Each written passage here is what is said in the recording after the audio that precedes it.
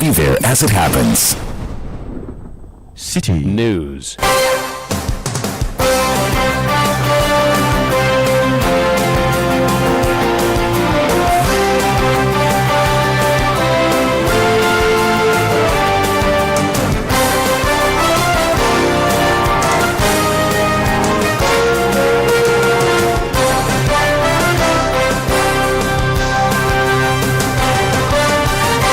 It's 17:30 GMT. This is Eyewitness News on 97.3 Citi FM. I am Umaru Sanda Amadu. Tonight, I'm here with Ejibi Wiafe Akenting. And coming up over the next 90 minutes.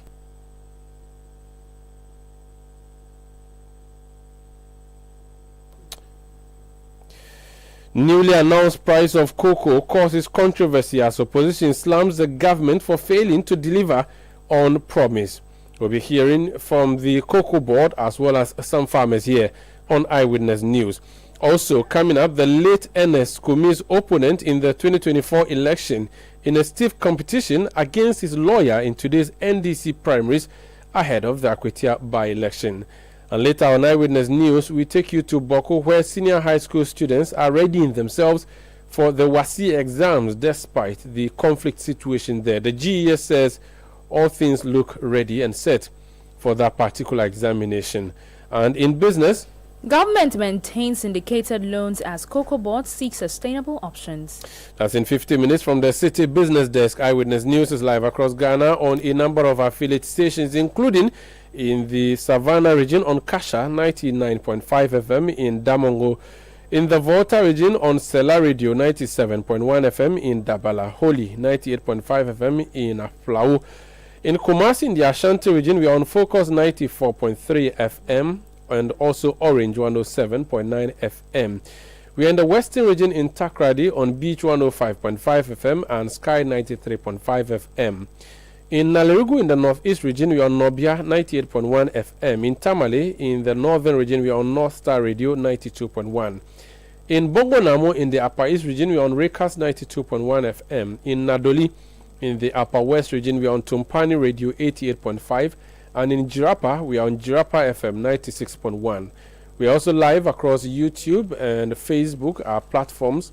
We are also interactive. Join us with your messages on 0549 986 996, and on Twitter, now known as X. Send your messages using the hashtag Eyewitness News and mention me at Umaru Sanda or at Citi973. We start off with cocoa. And Ejubi has our first story. Government has announced a significant increase in the producer price of cocoa for the 2025-2026 season, raising it from $3,100 to $5,040 per ton, a 62.58% hike aimed at boosting farmer incomes and revitalizing the cocoa sector. This increase, which takes effect from Thursday, August 7, represents 70% of a gross free on-board value of $7,200 per ton, in line with President John Mahama's pledge to pay cocoa farmers a minimum of 70% of the FOB price. The decision was arrived at by the Producer Price Review Committee under the chairmanship of Finance Minister Dr. KCL Atufosin. Government has, by this decision, increased the producer price significantly by 62.58% in US dollar terms. This increase in the producer price represents 70% of the gross free on board value of $7,200 per ton, and aligns with the NDC's manifesto and President Mahama's promise to pay the cocoa farmer 70% of the FOB price. It is significant to note that for the 2024 and 2025 crop season, the previous administration set an FOB value of $4,850 per ton of cocoa. That's Minister of Finance, Dr. KCL Atufosin. Let's understand more what happened by speaking to officials of Cocoa Board. Jerome K. San is head of public affairs at Cocoa Board. Mr. K. San, you're welcome to Eyewitness News. Thank you very much, Omar. Forgive me, your name threw me a bit. So your name, is it the K? Does it stand for another name, or your surname is K-san? Just want to be sure. Forgive me. No, so my name is Jerome Kweku Sam. Oh, okay. S-A-M. Oh, like Samuel, short form. No, yes, so Sam. Yeah, not Samuel, Sam. A surname called Sam. Very well. I've seen that there are people who are blasting you for something you should be celebrated for. That the increase in the cost of cocoa, a sack of cocoa, is just some 100 cedis, and that your claim that the increase is up to 60% cannot be true. Can you tell us how you arrived at the 60%? You said the increase up to how many percent? Of over 60% cannot be accurate, because 100 cedis top up of 3,100 cannot be 60% of the original price. Okay. Thank you very much, Umaru. I think as you rightly said, we need to put clarity to some of the issues that possibly people do not understand. Looking at where I say this not to be ambiguous, but for the purposes of education and clarity, I think it is imperative for us to throw more light on this particular issue. It is important for us to establish that we are not talking about an increment of 62%, but instead we are talking about an FOB of 70%, all right? That should be established. We will come to the details of it. Now, we did mention that we've had an increment of about 62%, okay?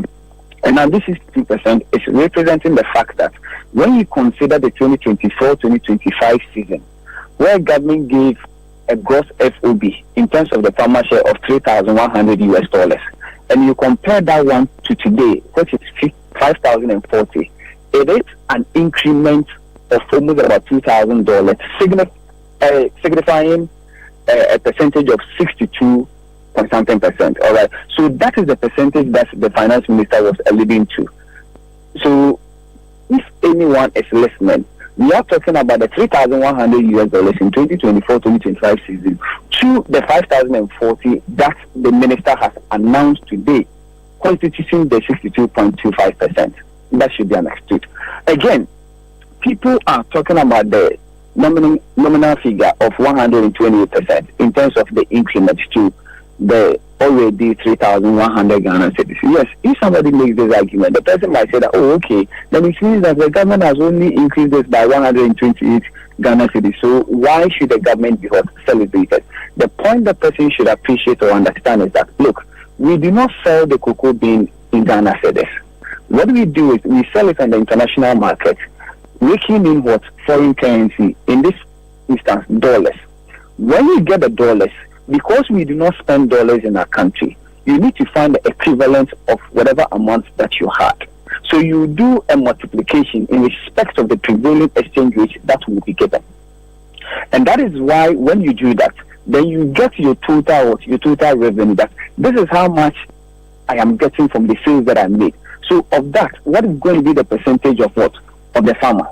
So in 2024-2025, what we got during the previous administration was $3,100 at an exchange rate of 16 Ghana cedis. So when you do the computation in terms of the prevailing exchange rate, you're going to get 49,600. And exactly that the minister mentioned in his statement. So when you, after getting the 49,600, then you divide it by 16, because every ton of cocoa is being constituted by 16 bags. So that will give you the equivalent of the ton price, which will be 3,100 Ghana cedis. Now, when we come to the 2025-2026, what has happened is we have realized an FOB of $7,200. The $7,200, out of this, the government has given 70%, constituting 50-40. That is $5,040. We come and do the same computation or arithmetic, multiplying the 5,040 by the prevailing exchange rate, which is 10.25. So, Omaru, when you do that, the 50-40 times the 10.25, you are getting 51,660. Then you divide it by what? 16. So when you divide it by 16, that is where you're going to get a 3,228. Now, the most important thing that we should not lose sight of is that we are talking about an astronomical increment from $3,100 to $5,040.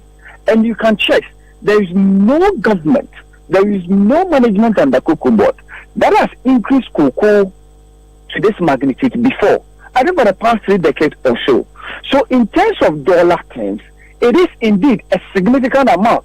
So should our exchange rate be pegged at 16 cedis as we inherited, you would have known that indeed the expectation of the farmer talking about 5,000 and over, the person would have had that amount. But because of policies and programs of the government which have made the cedi to gain strength, it is really affecting the revenue. And this one, it is not exclusive or related to cocoa board alone, because any exporting company, any company that exports, is going to face this kind of challenge.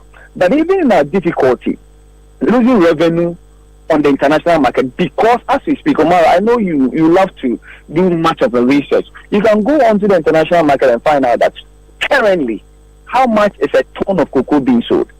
I mean, it has reduced to somewhere 7,200 or 7,300, which comes to exactly what the government is using and giving 70% to the farmer. So we should get that point clear and know that, in fact, in terms of dollar terms, the government significantly has increased the price. But because of the appreciation and how buoyant our cedi have become, that is why we are seeing what we are seeing today. Okay, so the figure is 3,200 or so. That is the figure on a sack of cocoa now, a bag of cocoa now. Yeah, 3,228. 328. Okay, good. You are saying to me that if the value of the cedi was not as strong and the exchange rate was at 16, this 3,200 would have been what? Would have been over 5,000. So that then it will be a move from 3,100 to 5,000 cedi plus. Yes. So but because the cedi has done well, instead of moving from 3,100 to 5,000 plus, it has moved from 3,100 to just a little over 3,200. That's what you want us to understand. Yes, that is exactly what it is. Because the simple arithmetic you have to do is that come and pick the 5,040 and then multiply by 16. Okay, if the exchange rate, remained at 16, then it means that when you do this multiplication, you are going to get per ton in Ghana cedis of over 80,640. Then you divide by 16, you are going to get about 5,040. So which means that it would have moved from that to that amount. So you are saying to us that in the year 2024, December to January 2025, if I were holding 5,000 cedis, in Mohammed's July of 2025, it would be only 3,000. That's how much the value would be. Certainly. So if you were to hold $5,000, no cedis. I think we're dealing with cedis for now. Let's deal with the cedis. I prefer that. No, because you are going to give 3,000 to the farmers, right? 3,200 for the farmers. We are going to 3,220. Fantastic. And I'm saying that. So if it was in January, you would have given them 5,000 cedis instead of 3,200. Yes. So if the price were to be announced using the 5,040 FOB price that we have used today at the prevailing exchange rate of 16, then certainly the farmer would have had over 5,000 cedis. That's fair. The farmer share. That's fair. But my question though is that the money that is going to come to the pocket of the farmers is not a hypothetical one. It is the fact. You have 3,200 cedis. That is what it is. Yes. Why are we trying to communicate by saying that even though they are pocketing 3,200, they should in their mind believe and think that they are actually pocketing 5,000 cedis? Help me make sense of that. Yes, so Omaru, I have ab initio explained to you that for us to come to a determination of the price, it starts or it gets from somewhere. And then the price bill that we are going to use what? A hard currency, in this case the dollars. Because we go and make sales and get a revenue in dollars. And then we do the computation and get the cedi what? And get the cedi what? Equivalent. That is what we are going to get. And also one thing we have, or we should not lose sight of, is the fact that if the farmer is getting 3,228, which only constitutes a nominal increment of 128 Ghana cedis, it is also happening at a time that inflation is stable.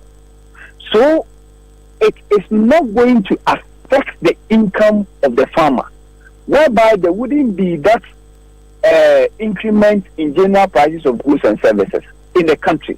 So even though the farmer is getting something that possibly he or she might term meager or marginal, it is quite substantial in terms of its value than what the person even would have had maybe 4,000 today at an inflation rate of maybe 25 or 50 as we used to witness, which certainly will cause the general prices of goods and services to be high. So if we are talking about the price, we shouldn't talk about it in isolation. We should do that in tandem with other factors in the economy which has come to play. Because you cannot do economic analysis in vacuum. Yeah, but why do we have to, for political, is it for political expediency or for political point scoring, why do we have to even say it's 60% when in fact and indeed it is not 60%? Why do we have to say that? Why can't we just say that? Let me ask a question that you can answer. No, I am not even getting where you are getting that 60% or whatever from. I have told you 62.25%. I'm actually just estimating to the nearest 10, and that's 60%. So let's say over 60%. My point is that 63%. I didn't say to the nearest one. I said to the nearest 10. I still remember my estimates back in secondary school. But my point is that if the person is receiving from 3,100 to 3,200, I don't know how and why we have to say it's 60 plus percent. Like, why can't we just say it is 5% or 2%? It's a fact, right? No, people still feel the weight when they go to the market, don't you think? Okay, so the point you are also missing is that the moment the season ends, all right, every price that it came with has ended as well. So you can only make reference to the previous price.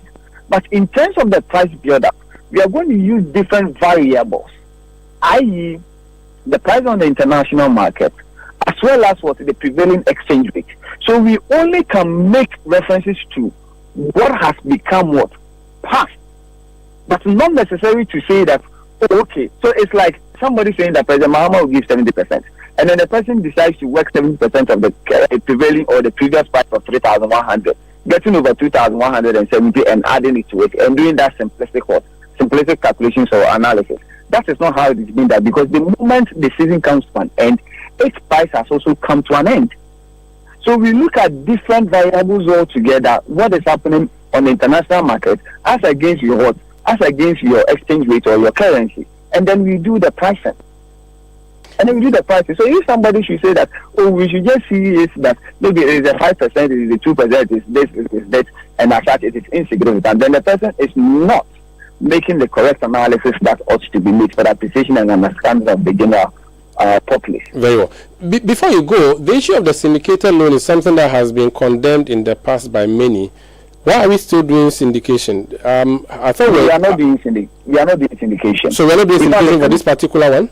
No, so in fact, to be very honest, last year we didn't do syndication, and this year we are not doing syndication. And then what has necessitated for us not doing syndication has been that we are experiencing a global shortage, all right, a global shortage of the cocoa bean. So the buyers on the international market have really stepped in to even do help in the financing of the purchase of the bean.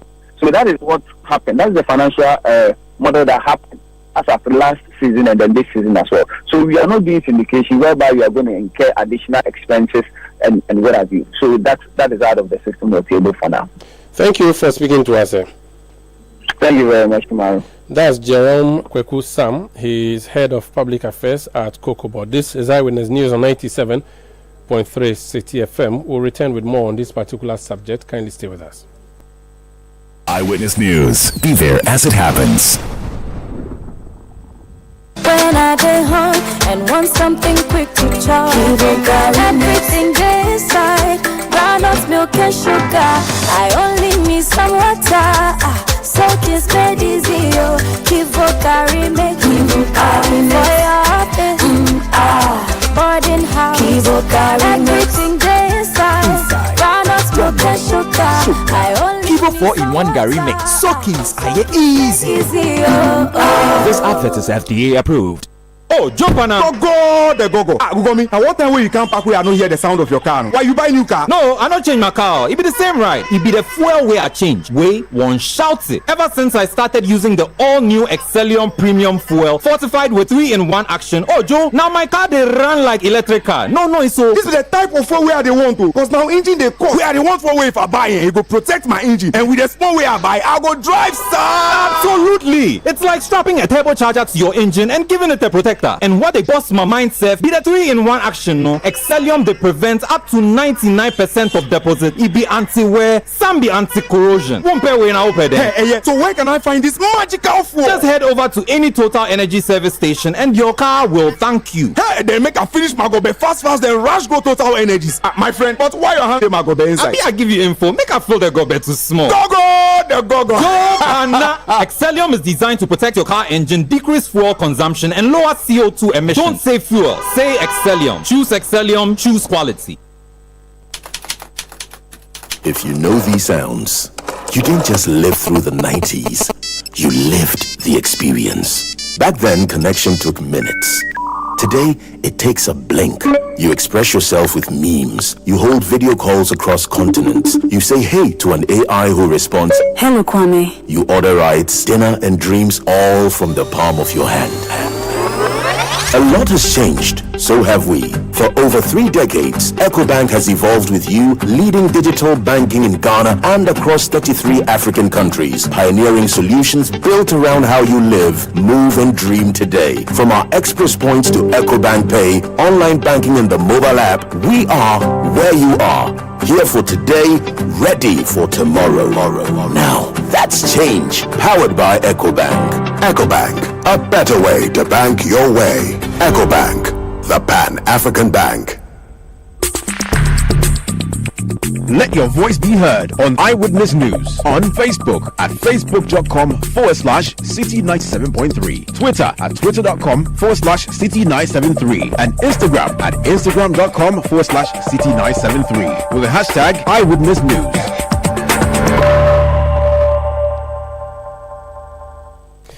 You're welcome back. This is Eyewitness News on 97.3 Citi FM. We are coming to you from our studios in Accra. I am Omar Sandamadu here with the Jubi Wiafi Akentin. The story we're bringing you tonight is the increase in the cost of a bag of cocoa.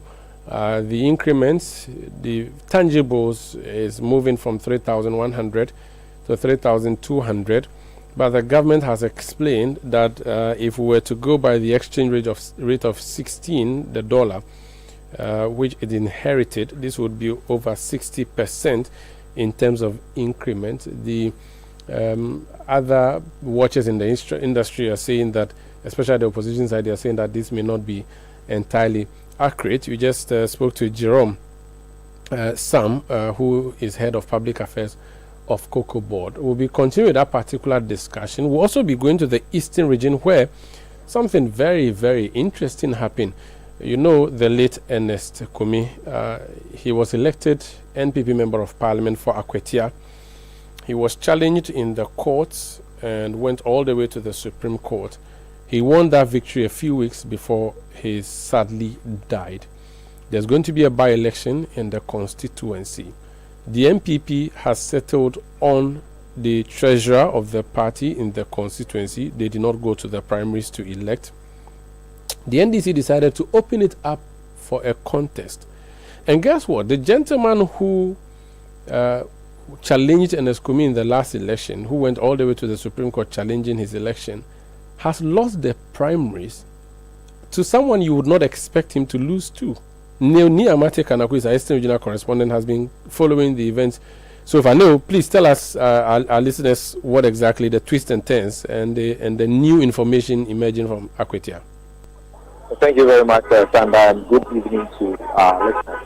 Now, after the 2024 general election, the then member of Parliament for the Akwatia constituency took the issue to court, challenging some discrepancies with regard to some overvoting, alleged overvoting in some areas in Akwatia. Now, we all recall that the late Ernest Kumi was adjudge the winner of the particular seat, that is the Akwatia seat. So the member of parliament, the former member of parliament, took the issue to court. And the gentleman who represented him, that is Bernard Obiakun Seidu, happens to be the constituency secretary of the NDC here in the Akwatia constituency. And he represented the former member of parliament, that is Henry Boachiyadom, in court as his lawyer. Now, when the late member of parliament, that is NFC, after his demise, now we are heading into the by-election. So the NDC decided that for the first time in a while, putting the Akwatia constituency up for a delegate conference. It's been a very long time that the NDC had a delegate conference in the Akwatia, dating back the Papa Dama era. It's not actually a delegate conference. What happens is you choose one person to lead the party, and it's been a setback for the party here in the constituency. But for the first time, the new leadership decided to open up for a contest, and today that particular election was held.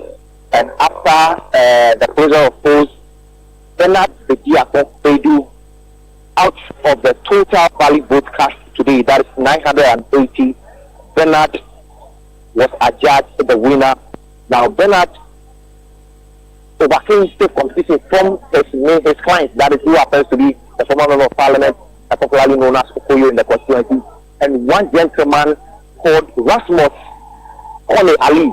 Kone Ali is known in the Akwatia area as Asaka Okoyo, and he was being tipped because Kone had gone into contest with a number of people. He even went into contest with the former member of parliament, that is Okoyo, and he was need to step down for him. So a number of people got tipping Kone to lead the party, but to their shock and amusement, Bernard Obiakun went through and has won the seat, and is going to represent the National Democratic Congress NDC in the Akwatia constituency come September 2, 2025 for the by-election. So, Sandra, that mixed feelings here in the Akwatia constituency as we speak now. I'm currently at the party office where some supporters of Obiakun, you see a number of people chit-chatting, talking about the surprise kind of events, because majority of the people did not take Bernard to go through this particular contest, because a number of them were hoping that since Okoyo was still in court challenging the outcome of the 2024 parliamentary elections in the constituency, so we need to represent the party, and other factions were also taking Asaka Okoyo, who has served the party for a very long time, and they felt that this was the right time for Okoyo to represent the party in the constituency. So to summarize, for those who may not have heard, his lawyer beat him in the primaries. The former MP's lawyer beat him in the primaries today. Simple. And surprisingly, when I spoke to Henry Boachiyadom, somewhere around 2, he indicated that should he lose this particular election, he's ready to bring all hands on deck, the supporters, and rally behind the ultimate winner. And today, the ultimate winner happens to be his own lawyer. So we are yet to see if he will stick by his own word and support his lawyer, challenge the NDC come September 2. What was the vote difference again, if you can just give it up? The vote difference happens to be just 11 votes. Just 11 votes. So there were about 1,000 people who voted, right? No, they were expecting 1,076, but at the end of polls, only 980 came to go through the process. And what was the vote distribution? Who got what? So the vote distribution, the former member of parliament had 226 of the total valid votes. That is 980. Asanka Poyoyo also had 380. Okay, so Asanka had 380, and then the Asanka Koyoyo had 380 of the total valid votes cast, whilst Rasmus had 366. And the third candidate in the contest? The third candidate had 226. So, point of correction is that he won with 380 votes. Rasmus, who happened to be the closest, had 366. And then the former member of parliament had 226. I see. Now, he has told you that he will support the ultimate winner. Do you get the indication where all three contenders at the polling center or the voting center, have they reacted in a way that shows that they agree with the vote and will support the person who won? Has anyone said anything yet among the contestants? No, they all decline interviews.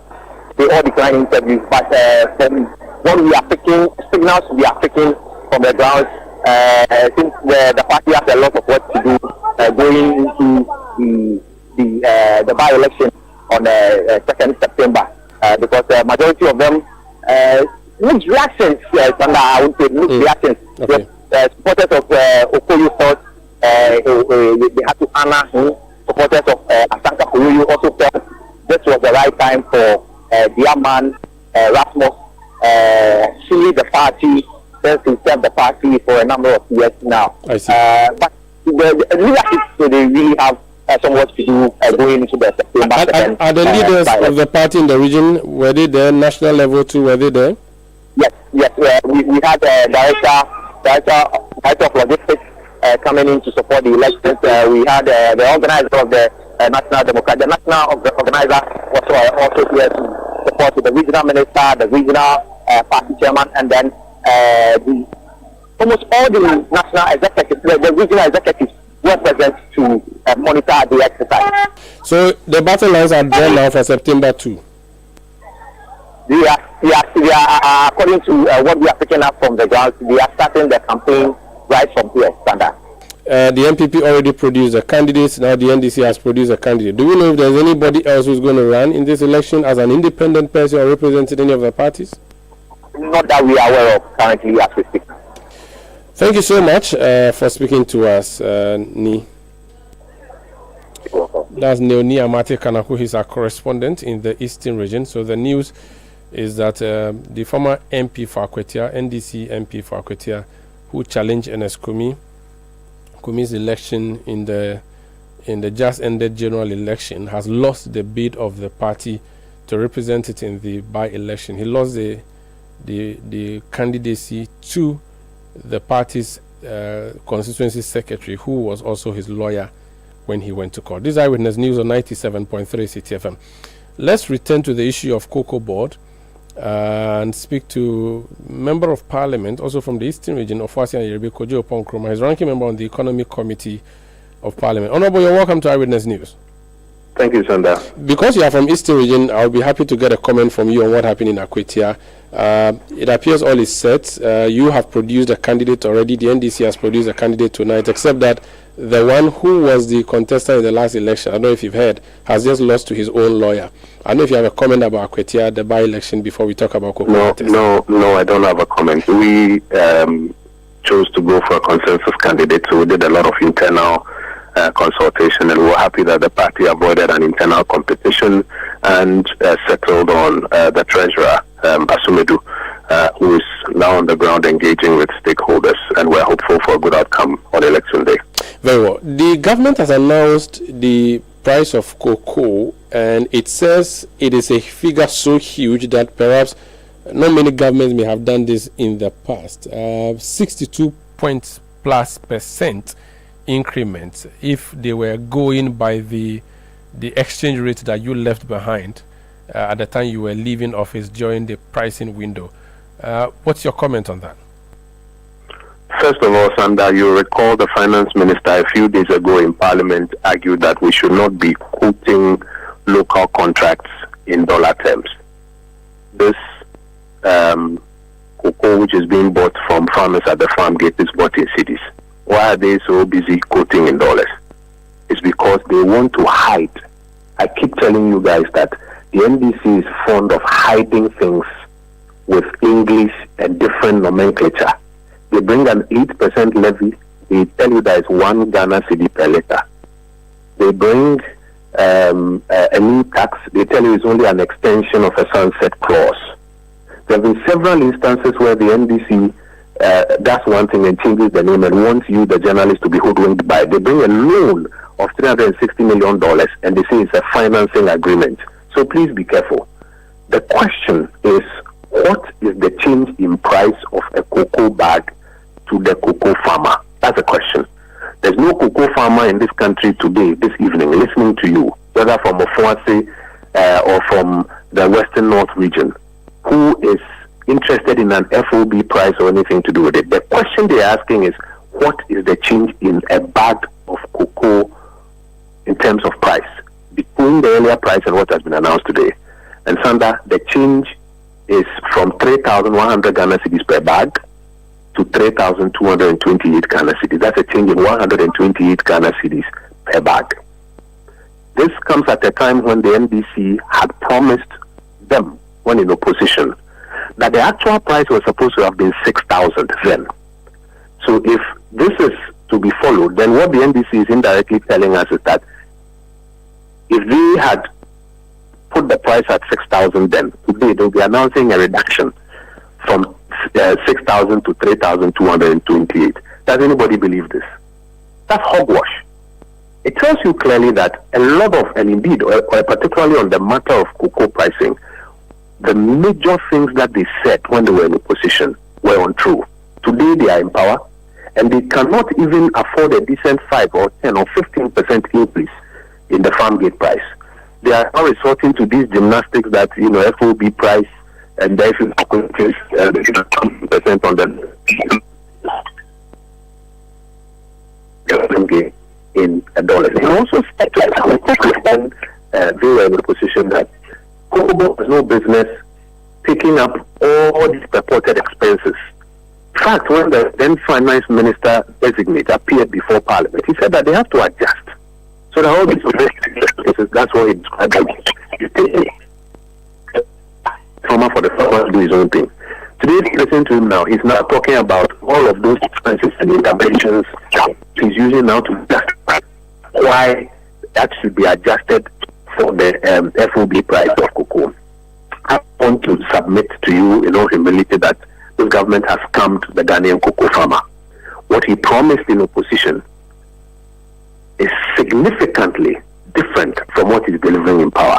And in power, after he was given the reins of power, he said that he can only afford a 4% increase in the farm gate price of cocoa. I'm sure the Ghanaian cocoa farmer is watching and listening. And as time goes on, we'll take a decision as to whether or not we shortchange them or the NDC has scammed them. Okay. Let me put this also in context. You do know that if you had 6,000 cedis in December last year or January this year, the value of that 6,000 would not be the same as the value would be in July 2025. And that is what the government is saying. In fact, I'm just looking at a story that we have published a few minutes ago where vehicle prices may drop in 2026. That's according to Automobile Dealers Union. And they say that the prices of vehicles will reduce. And they say that this is due to the revision of monetary policy rates by the Bank of Ghana.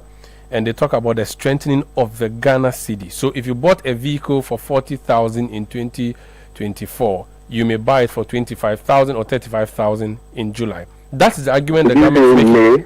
I mean, I'm looking at based on because I've not done the proper calculation. I'm using 40,000. Yes, but what you read for me is that they are saying that vehicle prices may. Yes. Is because for the major commodities that are being sold and bought in this country, emphasis on major, pricing has not changed. Major commodity pricing has not changed because all of these traders are watching the market.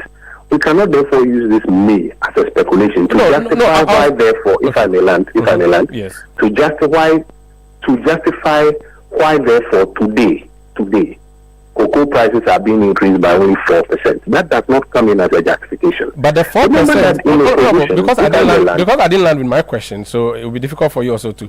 The 4% may be 4% in truth, but in fact, that 4% would be 62%.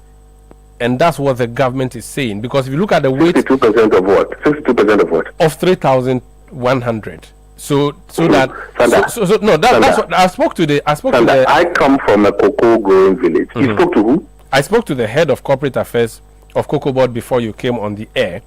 I have been speaking to the head of cocoa purchasing in my village. I'm saying to you in all humility. Yes. Come down to the village level and come and ask the cocoa farmer whether this grammar that this person is speaking to you makes sense to anybody here. It doesn't. Have cement bag prices gone down by that same percentage? No, but they have gone down. Not by what? By what?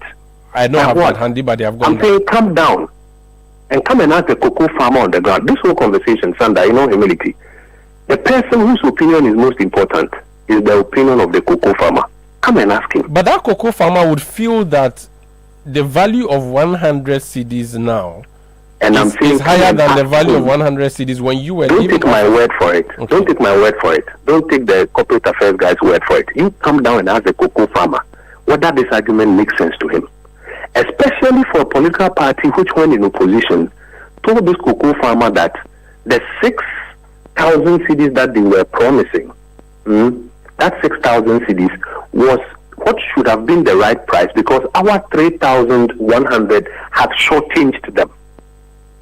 Come down and come and ask the cocoa farmer whether the cocoa farmer then now believes that 3,228, after we had increased it by about 124%, this 4.15%. You went justifies for them, if I just may land with my point as well, justifies for them these arguments that are being made. I don't think so. I think the problem that is going on is that the NDC is entrapped by their own words. Okay. In opposition, they contrived all sorts of analysis. At the point, they were even saying that we shouldn't use FOB, we should use spot prices. Okay. Today, listen to them trying to analyze 23% of this, 40% of... You think that makes sense to the cocoa farmer here? You have sown that seed in the heart and mind of the cocoa farmer. That what he was supposed to get last year is 6,000. How are you coming to explain? I've been speaking to them today. None of this makes sense to them. Honorable, you went to London School of Economics, I think, way back in 2009.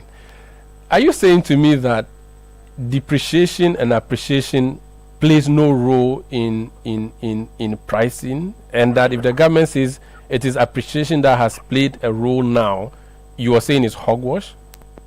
First, I don't go to London School of Economics. Okay. I have taken a policy analysis course at London School of Economics. These days of GTech, we have to be very factual.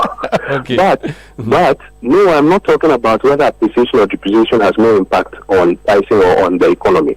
I'm saying that two things. One, the framework and standard you set for yourself is the one with which you'll be measured. That is what is happening today. Speak to the farmers. That's what I'm saying. Don't even bother by my opinion. Speak to the farmers.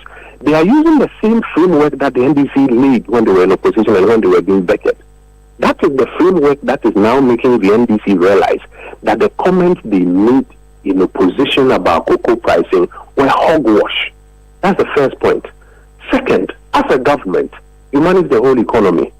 When you get to a point where you realize, for example, that your cocoa farmers are contributing so much to the Ghanaian economy and must be appreciated, but maybe, for example, the pricing on the world market is dipped to such an extent that you may not, or you may even be paying them higher than what you are earning, you bite the bullet, you give them their due. Here's a party which, when in opposition, claimed that they should be given about 70%, not even of FOB, but of spot. Today, they are not even using their own exchange rate. The exchange rate of 10.5, that's not what they are using. They are using 10.25. Because they want to shortchange or scam the Ghanaian farmer. They want to give a lower rate so that they can make margins on it. Here's a party which in opposition told the Ghanaian farmer that it's not the business of Cocoa Board to be buying all these inputs and deducting it from the revenue that is accruing on cocoa. Today they have listed all of those ones and are using it to justify the FOB price. Okay. If you use their own formula, by today, they should be talking about $8,040, not $5,040. Very well. And that will bring you to about $502 per bag. And if you use the actual rate of 10.5, they should be paying a lot more than 5,100 today. So it's their own framework. You put the numbers into their framework. and you will see that they have scammed the Ghanaian cocoa farmer. Finally, I'm told you had a meeting, your committee had a meeting with the central bank governor. Is there anything there worthy of sharing with us what he may have been telling you, whether or not the committee is convinced? I mean, first, let me commend the governor and his team, his full team of technical men. They were with us for several hours today, taking us through all the data sets of the central bank. I think that level of transparency is good. Second, they, among other things, confirmed to us that about $1.7 billion of oil cargo imports were financed through the Gold for Oil program. So, Sandra, if anybody tells you that there was no Gold for Oil program and that there was no barter, it is not true. The Bank of Ghana data sets they brought to us today shows us that about $1.7 billion of oil cargo was financed through the Gold for Oil program, which operated between 2023 first quarter and then the end of 2024. They also, for example, showed us that one of the major reasons for which our city has appreciated is because the external sector is performing very robustly. Gold prices alone have gone up by about 43%, though gold volumes have not even doubled in the first half of this year. We are getting a lot of tailwinds from the extraordinarily high gold prices. Cocoa, for example, cocoa prices, if you look at their trading numbers, have gone up significantly, I think by about 90% or so. And the volumes have also gone up. You know, cocoa is not, planted and harvested in 3 months or 6 months. It's from the previous year's volumes that have been harvested. These two primarily have come together to shore up our reserves, both on the domestic market and then in terms of the net international reserves available to the central bank. About $1 billion worth of FDI flows into the mining sector. And the average is, it takes about 12 months to even conceptualize and make an investment in the mining sector. So obviously that is not from these 6 months. So the high performance of the external sector has made a lot of forex available to the commercial banks and to the central bank. And that's why the central bank has been able to intervene in the market, minimum $1.4 billion as the IMF said. And we are even estimating over $2 billion by the middle of this year. But the bank also admits that there are risks on the horizon because these prices may not stay where they are forever. And therefore, they are beginning a program to hedge about a third of our gold reserves. If we run the numbers, that's about a ninth of our total reserves, because you cannot be sure that these prices that are giving us the tailwinds will stay where they are forever. Thank you. Thank you so much for speaking to us, Honorable. That's all the best, Sandra. Honorable Kojo Pankroma. He is NPP Member of Parliament for Fuasi and Yoruba. He's a ranking member on the Economic Committee of Parliament. Let's talk about education now, shall we? Director General of the Ghana Education Service, Professor Ernest Kofi Davis, has stated that WASI candidates in Boko Senior High, Zoarungu, Nalerigu, and Nkwanta Senior High Schools have reported to school to sit for the 2025 WAEC examinations despite heightened tensions in such areas. The 2025 West African Senior School Certificate Examinations, WASI, which began today, will run through to Friday, September 19, 2025. At a press briefing earlier today, he noted that the service has ramped up efforts in collaboration with security agencies to ensure the safety of candidates in conflict-prone areas. Security measures. I will give you some of this. So we are in touch with security agencies. The students will have a security presence. We'll have some security escorts.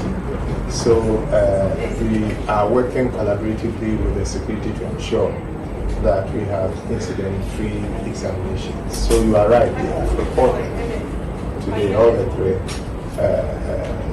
conflict-prone areas. So we are ready and set to get the students to take the exams. In fact, in Kwanta, we have the security posts. The security, I just spoke with the head of security there. We are getting the security presence in the school. The security will be there to ensure that there is law and order. So they will have a security post in the school. And the students are going to take their exams in the school under security protection. Professor Davis further issued a stern warning to invigilators and supervisors to desist from aiding in examination malpractice or risk dismissal. They should not do it. We know the effect of examination malpractice on the integrity of the certificate and the education system as a whole. So they shouldn't do it. We want to protect the integrity of our examination. The information for them is that they will be dismissed because if they are caught, because the GES Council has given GES the power to dismiss invigilators and supervisors who are caught indulging in examination malpractices. You heard Director General of the Ghana Education Service, Professor Ernest Kofi Davis. Eyewitness News. Be there as it happens.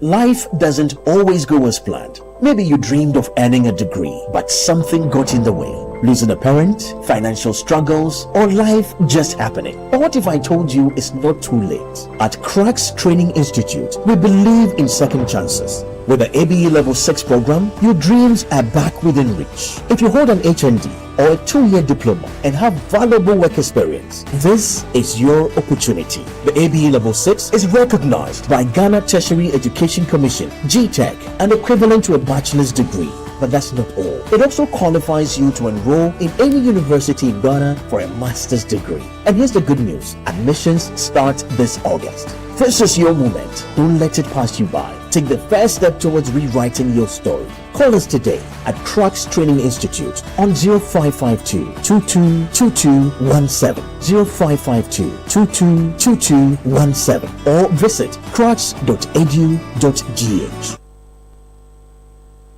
It's your day off and you end up looking after the baby while your wife goes off to work. You realize you have no idea how to change a diaper. So you video call your wife. Hello, darling. Hello? Kojo, is everything alright? Everything is alright. I'm not seeing Topo. How do I change a baby's diaper, please? Kojo. Okay, first, put the diaper. The video call freezes. While you wait for the internet to catch up, the baby sprouts a fountain and wets the diaper. As you are getting a new one, your wife comes back online. Kojo, no! But I have to go and get a new diaper. What must I do next? I beg, quick. Open the front of the diaper. It's the side that has... Wow, look, the video freezes again. Abba. By now you know where the conversation is going. There's no buffering in real life, so why accept it from your internet connection? Get connected and experience ultra-fast internet to your home, powered by MTN Fiber Broadband. From the Internet Masters. MTN, everywhere you go. Let your voice be heard on Eyewitness News on Facebook at facebook.com/Citi97.3, Twitter at twitter.com/Citi973, and Instagram at instagram.com/Citi973 with the hashtag Eyewitness News. Get the details. Every significant financial transaction, every market movement, and all the policies that affect your business. Citi Business News. Be informed. Time now for Citi Business News on Eyewitness News. I am Ijubi Wiafe Akentin. Let's settle for the details. Now, government will continue using syndicated loans to finance cocoa purchases for the upcoming season while working with Cocoa Board to develop more sustainable funding options. Ghana has long relied on syndicated loans from international banks to pre-finance cocoa purchases, a model that supports production and farmer livelihoods. Finance Minister Dr. Ato Forson, after announcing the new cocoa producer price on Monday, said despite concerns about the long-term sustainability of this approach, the current model will be maintained for now. Cocoa Board is saving some cost of financing, and so it depends on how you look at it. There are some wins and there are some losses, and so I agree that this structure may not be sustainable, and so eventually we will have to announce a new structure. Government is working closely with the Chief Executive and the Board of Ghana Cocoa Board, and together we will announce a sustainable way of financing cocoa. But for now, we are sticking to what was done last year, and we hope to improve on that. Remember, the syndication system served Ghana well. It served us for 32 something years, and it was changed only last year, and it's been with us for some time. Let's try it one more year and see how it will work, and hopefully we can make some changes. You heard Finance Minister Dr. Atoforsen. Away from that, the Chamber of Agribusiness Ghana is demanding a coordinated reduction in prices across the agribusiness and agro-industry value chain as rising food costs continue to strain household budgets. In a statement, the chamber warned that Ghana's food system is under intense pressure, with escalating prices eroding consumer purchasing power and pushing food out of reach for many. Farmers are also grappling with high production and transport costs, threatening the long-term viability of agricultural operations and risking mass farm abandonment. To address these growing challenges, the chamber is urging urgent investments in climate-resilient storage infrastructure, rehabilitation of rural road networks to ease food distribution. Now, Fitch Solutions is projecting that the cedi is likely to remain stable through 2025 and 2026, supported by strong foreign reserves and sustained global prices. In its latest macroeconomic update for sub-Saharan Africa, the UK-based research and risk advisory firm pointed to the Bank of Ghana's $7.9 billion in international reserves as a major buffer backing the cedi's resilience. Here's more. Fitch, however, warns that this stability remains vulnerable to fluctuations in gold prices. It noted that a decline in gold prices, potentially triggered by sudden easing of geopolitical tensions, would quickly erode Ghana's export earnings, push the current account back into deficit, and undermine reserve adequacy, a situation that will make the central bank struggle to defend the cedi and force the currency to weaken. Already, data from the Bank of Ghana shows that the local currency appreciated by 40.7% against the US dollar during the first 7 months of 2025. The July 2025 summary of economic and financial data indicated that the cedi was trading at 10 cedis 45 pesos to the dollar on the interbank market. Despite this strong showing, Fitch outlook remains cautiously optimistic, hinging on continued support from commodity markets and prudent macroeconomic management. Daniel Odro-Mensah with that business report. Now, the State Housing Company is engaging more local and international construction firms to accelerate the completion of long-stalled affordable housing projects across the country. Under the new arrangement, selected contractors will pre-finance construction works, a strategy the company believes will ensure faster delivery and better value for money. Managing Director John Bauer disclosed this to the media at the commissioning of Seasons Court, a newly completed apartment complex in Adenta featuring 2 and 3 bedroom units.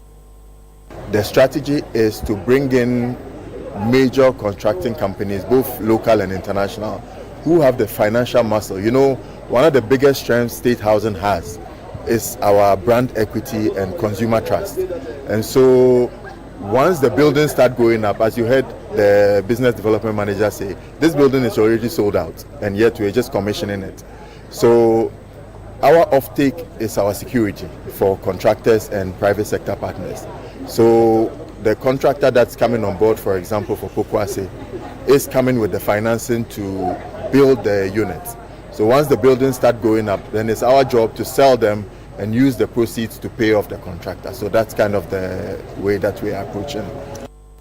John Bauer is Managing Director of the State Housing Company. And that's it for Citi Business News on Eyewitness News. I am Ejibi Biafe Akente. Up next is Point Blank. Let your voice be heard on Eyewitness News on Facebook at facebook.com/Citi97.3, Twitter at twitter.com/Citi973, and Instagram at instagram.com/Citi973 with the hashtag Eyewitness News. Oh, jump on now. Go. Ugomi, at what time when you come back where I don't hear the sound of your car? Why you buy new car? No, I don't change my car. It be the same ride. It be the fuel way I change. Way one shouts it. Ever since I started using the all-new Excellium Premium Fuel, fortified with 3-in-1 action. Oh, Joe, now my car they run like electric car. No, it's so. This is the type of fuel where they want to. Because now engine they cost. Where they want for way if I buy it, it go protect my engine. And with the small way I buy, I go drive, sir. Absolutely. It's like strapping a turbocharger to your engine and giving it a protector. And what they bust my mind, Seth, be the 3-in-1 action, no? Excellium they prevent up to 99% of deposit. It be anti-wear, some be anti-corrosion. Won't pay when I open them. Yeah. So where can I find this magical fuel? Just head over to any Total Energy service station and your car will thank you. Hey, they make a finish my gobe fast, then rush go Total Energies. My friend, but why your hand my gobe inside? I give you info. Make a fill the gobe too small. Go. Excellium is designed to protect your car engine, decrease fuel consumption, and lower CO2 emissions. Don't say fuel, say Excellium. Choose Excellium, choose quality. Still unbeatable. Republic Bank has slashed the Citi mortgage interest rate to a new low.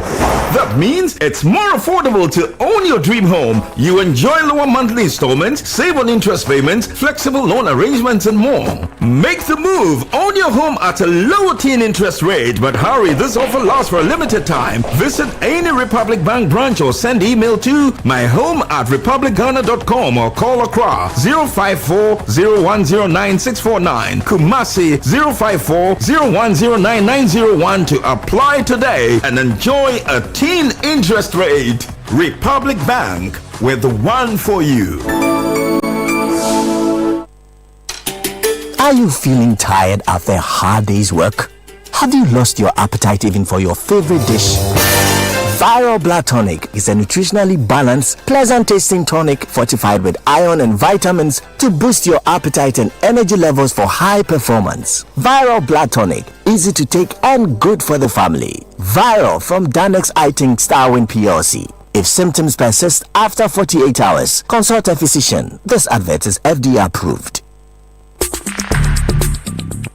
Let your voice be heard on Eyewitness News on Facebook at facebook.com/Citi97.3, Twitter at twitter.com/Citi973, and Instagram at instagram.com/Citi973 with the hashtag Eyewitness News.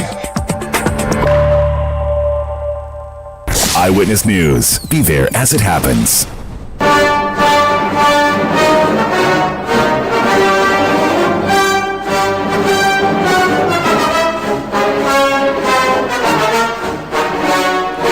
This is Point Blank on Eyewitness News. I am Omar Rusanda. Well, tonight on Point Blank, we are talking about fire.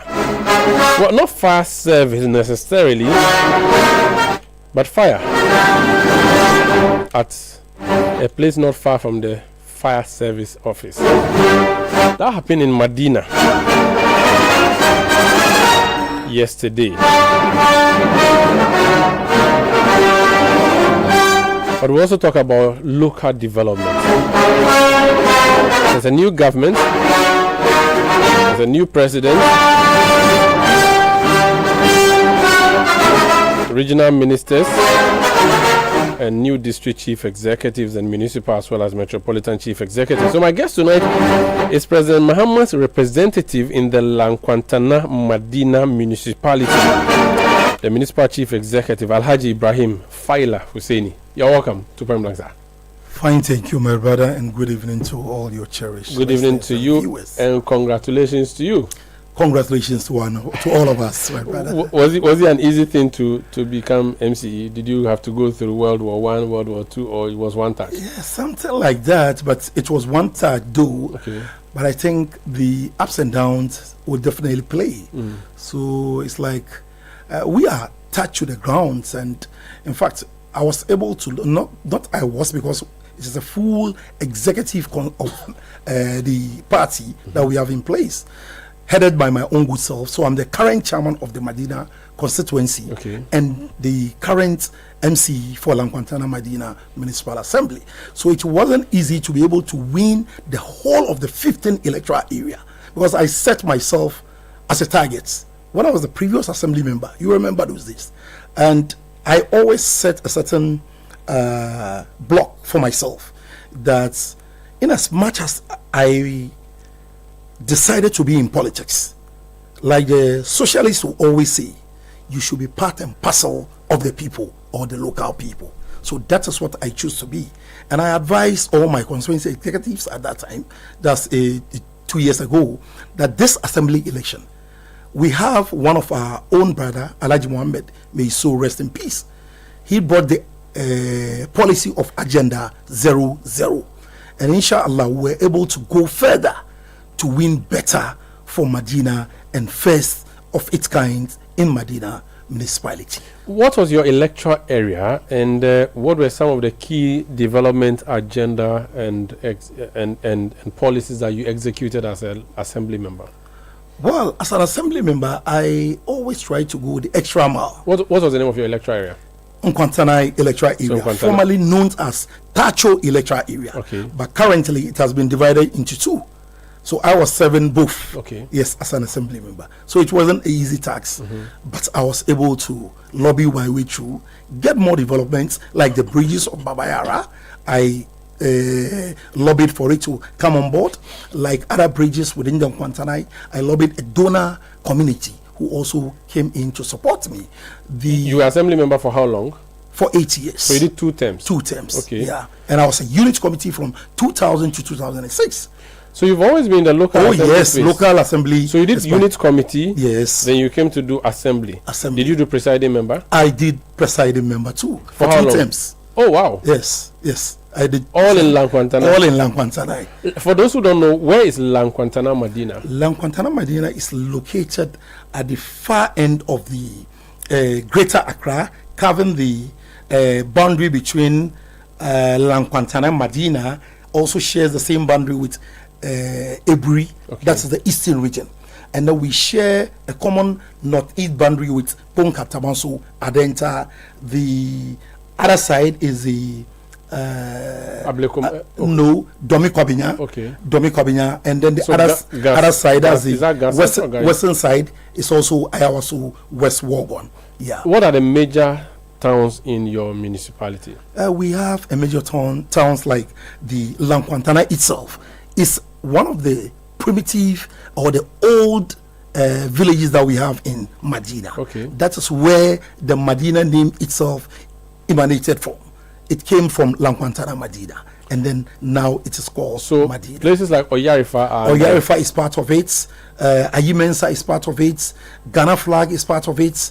You go to the other side too. We have the Hacho, where you have the Wisconsin University. Okay. They are all part of it.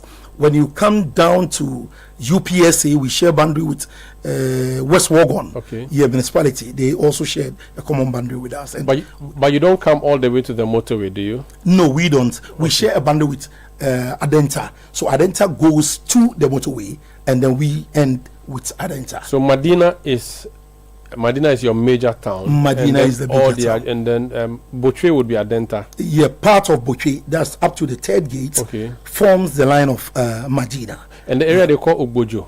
Ogbojo is part of Ogbojo falls under Lankwantana Medina Municipal Assembly. Okay. And then part on the left side also falls in Adenta. So you're an urban municipality, but you also have a lot of rural areas. Because if you look at if you're going to Ebri on the left, yes, they are not rural, but the development is now catching up there. Verily. So what are the key things that worry the people of your municipality?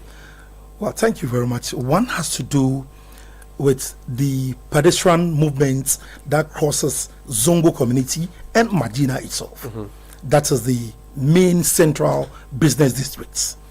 I was just even discussing it with one of your colleagues here. It has been one of the serious areas that I'm trying to find a lasting solution.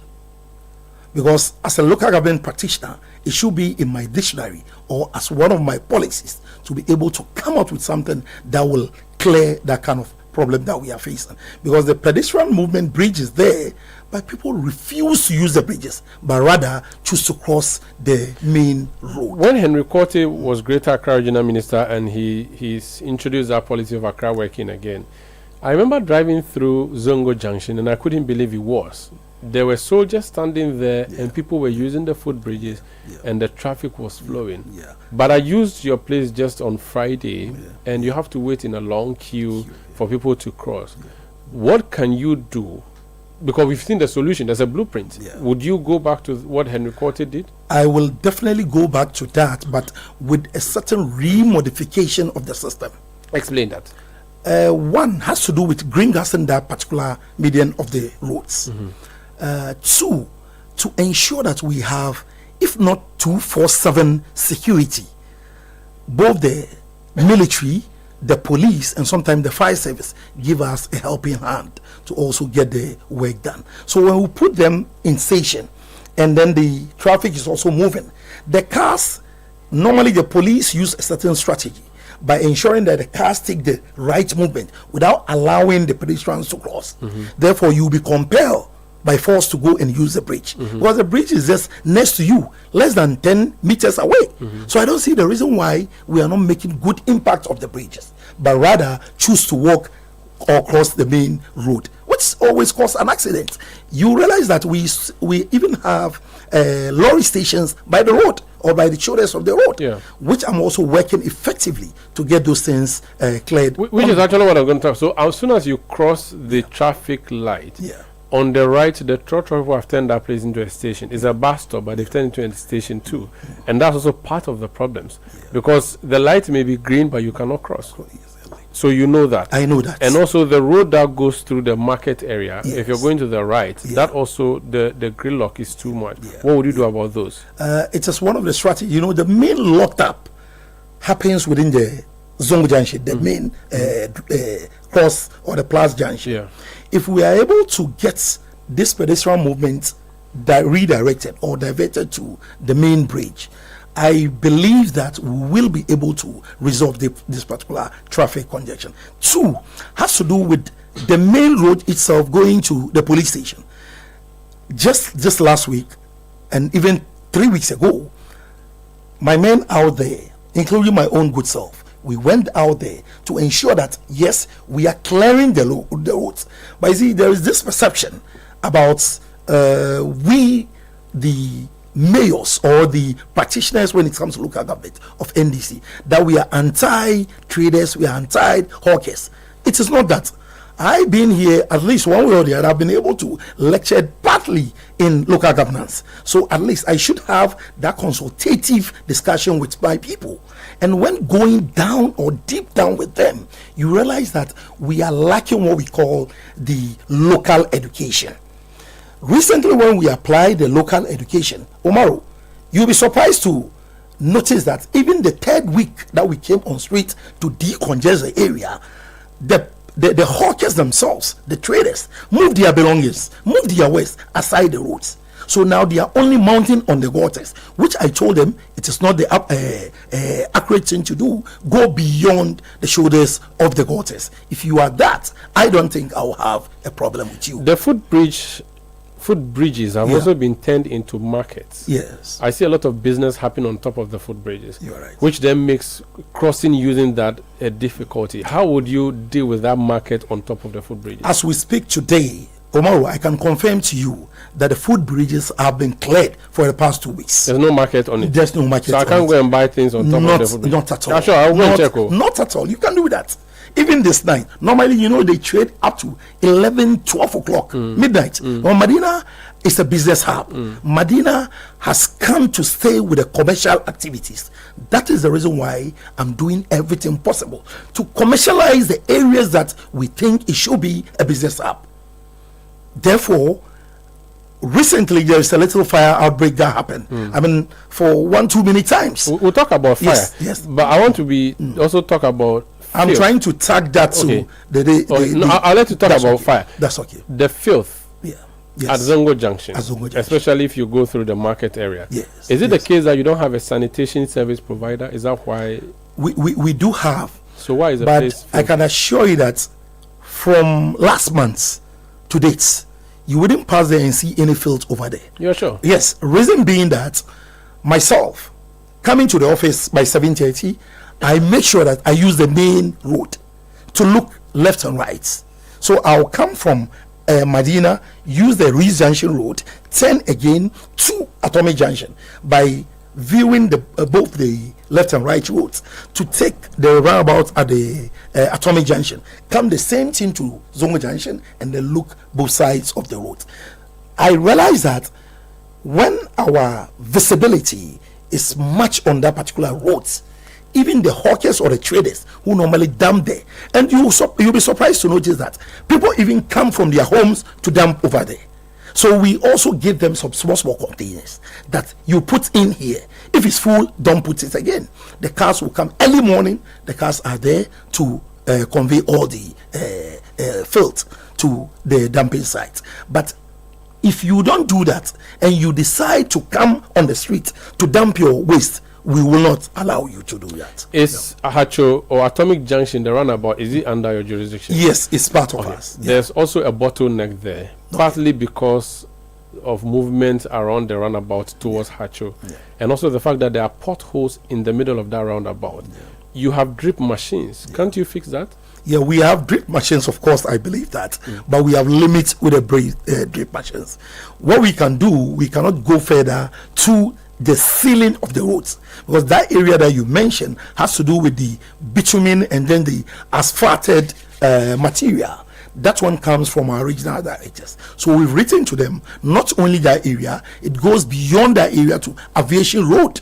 Aviation Road, we have similar problems. We've written to them, we are waiting. I'm doing every necessary chase up to ensure that we get the best for Medina to live on. Your member of parliament had a cat and mouse game with the police because he went to join a demonstration, Francis Xavier Soso. Yes.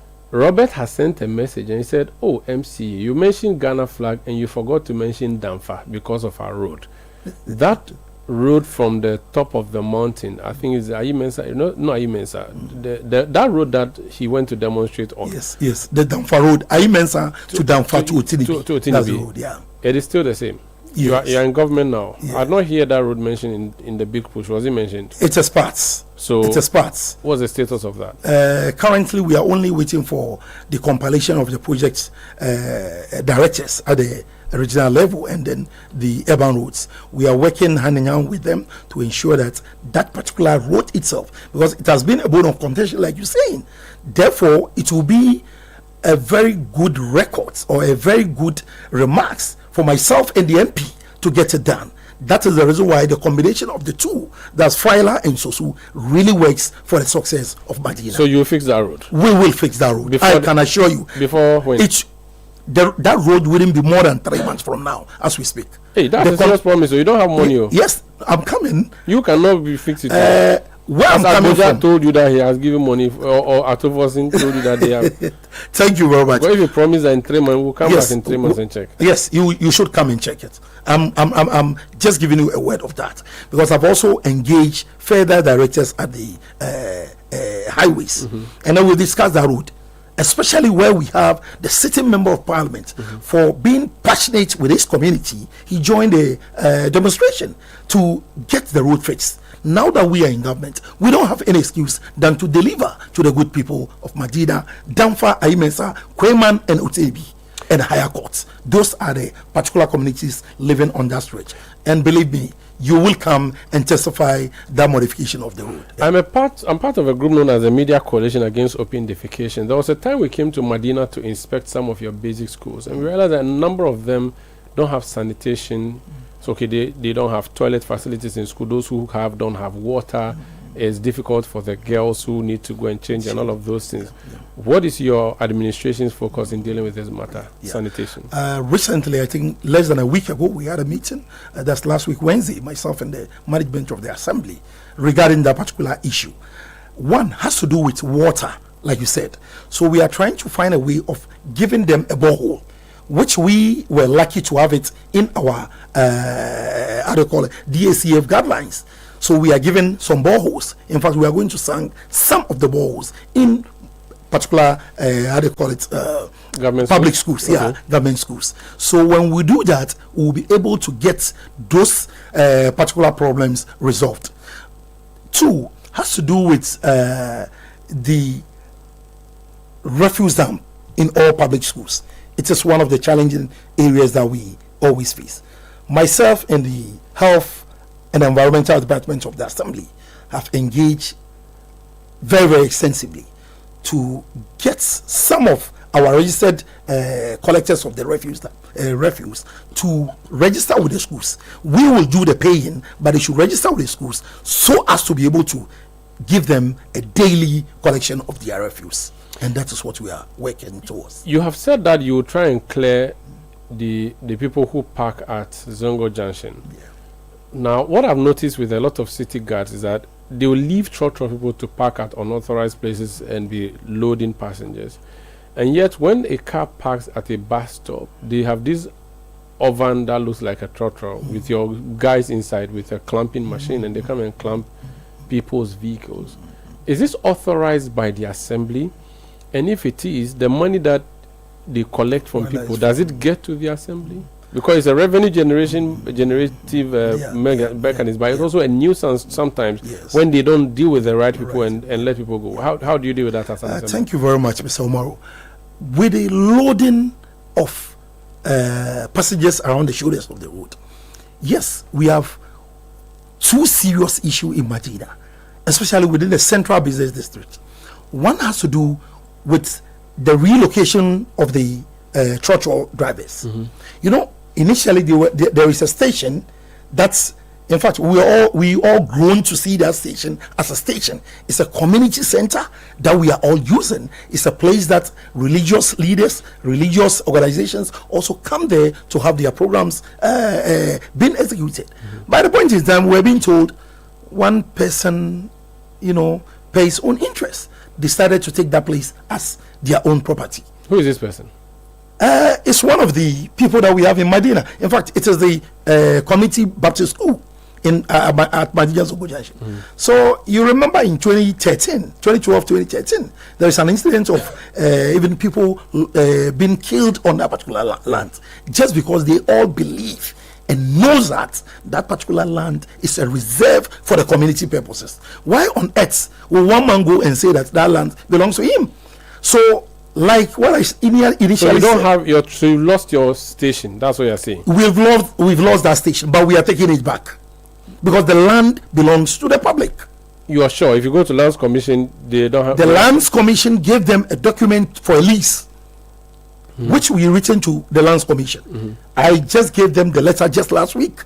In fact, tomorrow there is a lot that is happening in Medina. So you will take back the place. We will take back the place into a station. For not station per se, but it's for the community purposes. Okay. What about the clamping of the vehicles? The clamping of the. It is true, but currently there's no clamping of the vehicles. But I believe we have to instill that discipline back with a caution that we are going to ensure no any trotro or no any taxi load by the roadside, because it is killing our people. Umaru, can you imagine within 10 years ago to date we lost almost about 53 lives just within the Zongo Junction? How can we continue for road accidents? Yes, for road accidents. Most of them are loading by the roadside. Others are passengers trying to find their way to join the cars. I mean, it is so appalling. Yesterday I received a call, and the Newsroom indeed received a call too, that there was a fire outbreak in your area, and this is one of many. Repeatedly we hear of fire outbreaks because you have these kiosks that people live in along the main road, and then you also have, and yesterday's own is peculiar because it happened right in front of the fire service. Do you know what the cause of fire was? Currently, officially, I'll say no. Okay. Excuse me. Officially, I'll say no, but per all indications, as at yesterday, and of what has happened on the grounds, Omaru, it is a human. Should I say human decision? No, it is a clandestine plan for one person to be doing that. Who is this one person? What's the person doing? The person, for now, I would like to reserve the name for the purpose of, broadcasting, because he's not here to answer for himself. Okay. But if he's here, I would have mentioned his name. But what did the person do? I mean, it is a deliberate attempt to be putting fire in there. You remember the down there, the one from Ridge. So that's arson. That's criminal. That's an arson, yeah. No, that's criminal. Yes. You should mention the name of the person who is engaged in arson. Just not up to 2 months ago, another one happened over there. Yes. Just within the space of 3 months, 3 fire incidents at that same particular spot. And someone is behind it. Someone is behind it. How would the person benefit from the fire? What happened was that that's what I'm trying to take you back to the resumption. Okay, go ahead. The resumption also happens on the same verge of fire. Mm-hmm. When that thing continue, the person has a way of doing with the lands commission and whatever, just to clear the people and then take possession of the land, because that land is for government. It is with an executive instrument. Yeah, I think 1979.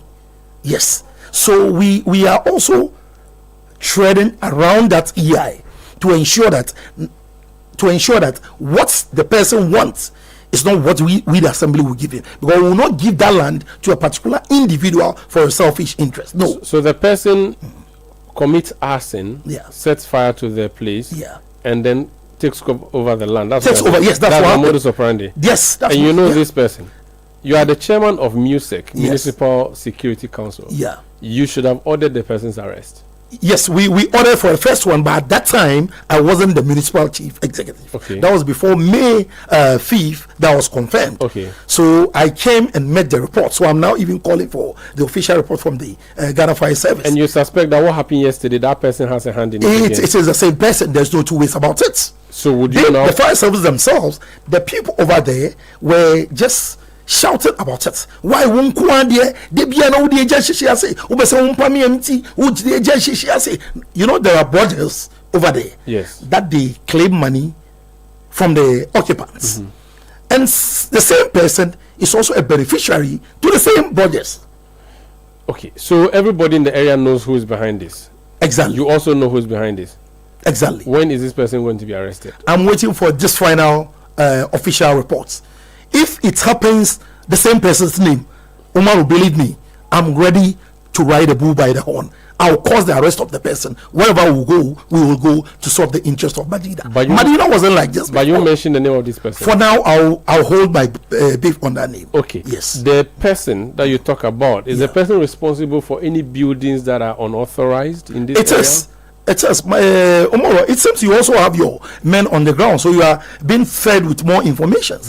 Omoro, what is happening in Medina, to some extent, it is so abusive of a certain power that the person thinks he has.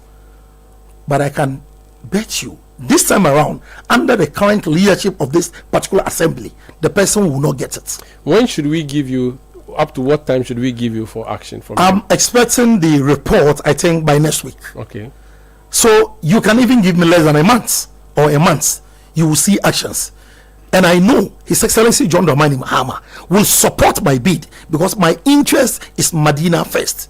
We were born Medina, lived Medina, married Medina, it's Medina. We should leave a certain legacy for the next generation to be able to speak good about us. Okay. Not to come and then to enrich ourselves. What will it benefit a man to get the whole world and loses your soul? Okay. Is Redco Flats under your municipality? It is. Okay, there's a message from James for you. Yeah. He says, Sanda, the northern part of Redco Flats has become a den for robbers, prostitutes, etc. In fact, a very dangerous area. I mean Redco and its environs. Yeah. And a hub for drug addicts and peddlers. Yeah. Can the mayor react to this? I mean, I don't begrudge with his comment or message at all. I share the same sentiment with him. I was there, so I know what is happening. Omaru, you'll be surprised to see what is happening yesterday when the fire is being erased that place. What was happening? To see the number of people that come in from the borders. So there are brothels there. There are brothels there. But if you know, and you see, the person wanted to take an advantage initially in my absence or before my confirmation. So they wrote a letter for the assembly to come and clear that area for them. And you don't own that land. Why will I give you that permission to own that land forcefully? So your place there is hub for, according to the person, prostitutes, drug addicts, and other persons. Yes, he's right. He's right. So what will you do about that? That's what I'm saying. Where currently has been erased by the fire, we've declared that place as a security zone. Okay. Therefore, we will not allow any structure for now on that particular field. We are going to ensure that that place will be given a very best facelift to a very good standard of Madina. What requires to the people of Madina is what we are going to put in there. Mayor, in the next 4 years, you would be in charge unless the president decides to remove you. Yeah. We wish you all the best, but what would be one thing before you go, one thing that you would at least have fixed in Madina by the end of the first 4 years? One, that is to ensure that all properties that belong to the good people of Madina and the municipal assembly will be reversed back to Madina. So that's the campaign you're going to win? Yes, I'm going to win it. I will not relent on that.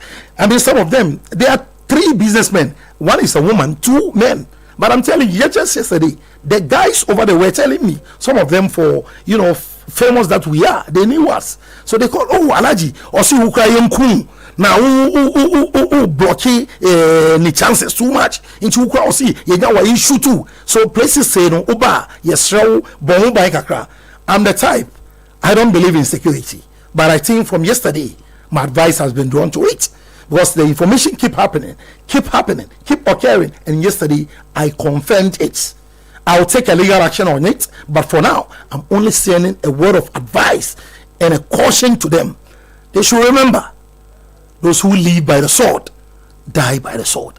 Just like what lawyer Chikata said, that they sow the wind. And they shall reap. No, they sow the wind and they shall reap the wind. I'm ready to ensure that all properties belonging to the good people of Madina will be reversed back to Madina, so that the good people of Madina will decide otherwise of using those lands, but not to allow any individual interest to take it upon himself. Alhaji Ibrahim Faisal Husseini, Municipal Chief Executive La Nkwantana Madina. Thank you for joining us on Prime. Thank you very much, and then my greetings to my constituents and then my electorates, my assembly members, the presiding member, and the whole technical team of La Nkwantana Madina, from the coordinating director to the last person.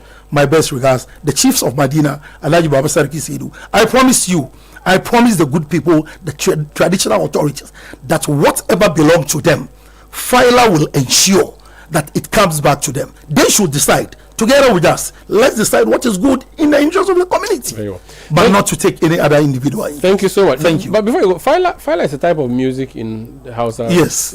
So you're named after. But the name is Faidullah. You know it. Oh, yes. And the short form of it is like we just maintain the Faila. But the real name is the Faidullah. Thank you very much. All the best. So that's the mayor of Madina.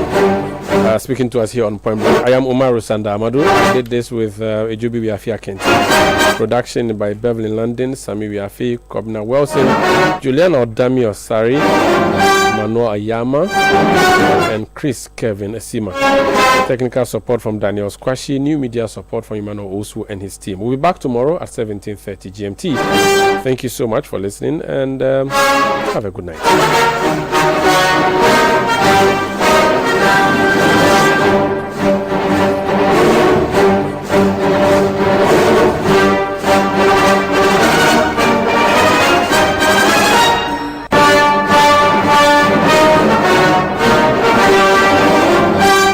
City News. We speak first. Reach our hotline on 0302 224959 and get interactive on Facebook, Citi 97.3 FM, and on Twitter at Citi 973.